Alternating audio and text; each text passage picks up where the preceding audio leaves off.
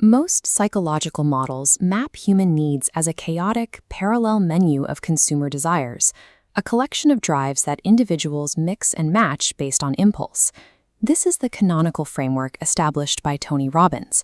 Here, relationships and careers are categorized as vehicles, external tools used to fulfill internal emotional targets. The philosopher Martin Buber identified a structural flaw in this transactional logic. When a human being is processed as a tool to extract an emotion, the relationship enters the I-it domain, where utility replaces the unmediated contact required for intimacy. Treating an end, like a person, as a means creates an observational filter. You are no longer interacting with the reality of the person, but with a narrow projection of their utility. This filter severs the epistemic grip on reality, causing the entire psychological system to operate on distorted data.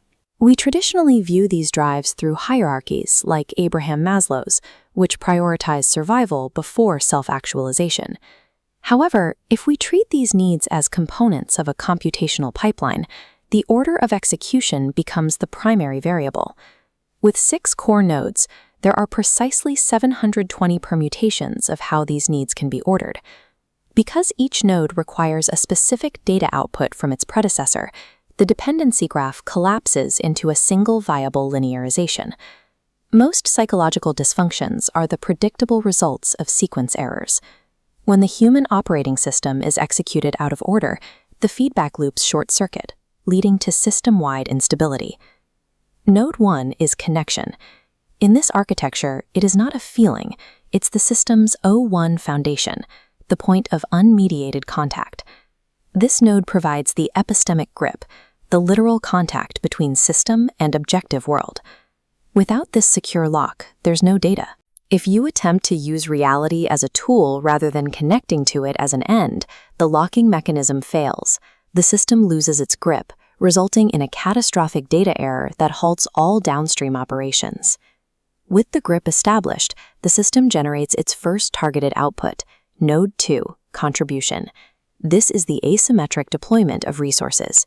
Because Node 1 mapped the geometry of reality, the system knows exactly what is missing and can invest its energy into a precise key-lock fit.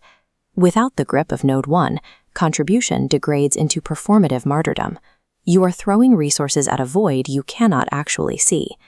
When contribution is accurately targeted, it validates the connection and triggers Node 3, growth. Growth is the mathematical scaling of the system's capacity. It is an expansion of power that occurs only when the first 2 nodes achieve a verified functional loop. These 3 nodes form the engine room. It is a closed, self-sustaining loop capable of running indefinitely within familiar, mapped territory. This loop provides the stability found in functional businesses and long-term relationships, where the system has mastered its immediate environment. But an engine that only cycles within its own map eventually reaches a local maximum. To avoid stagnation, the system must use its accumulated energy to cross a phase transition. Moving beyond the known requires a shift from the engine room into the expansion zone. The system pushes through the threshold into Node 4, uncertainty. This is the conscious pursuit of the irreducible surprise. It is not chaos, it is exploration that relies on the stabilized base of the engine room to survive the encounter with the unknown.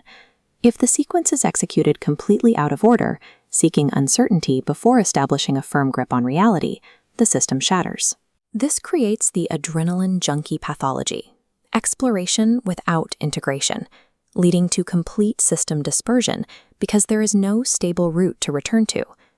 While most models view certainty as a prerequisite, in this pipeline, it is the reward. Surviving the exploration of Node 4 leads to Node 5, consolidation. This is earned certainty, the extracted proof of how reality actually works. It is the quiet confidence of the craftsman who has successfully tested the unknown and returned with invariance.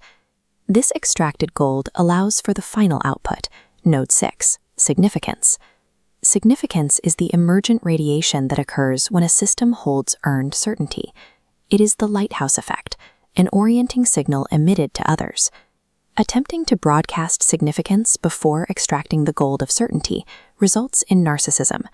It is a signal with no data behind it, proving why significance must occupy the terminal position in the sequence.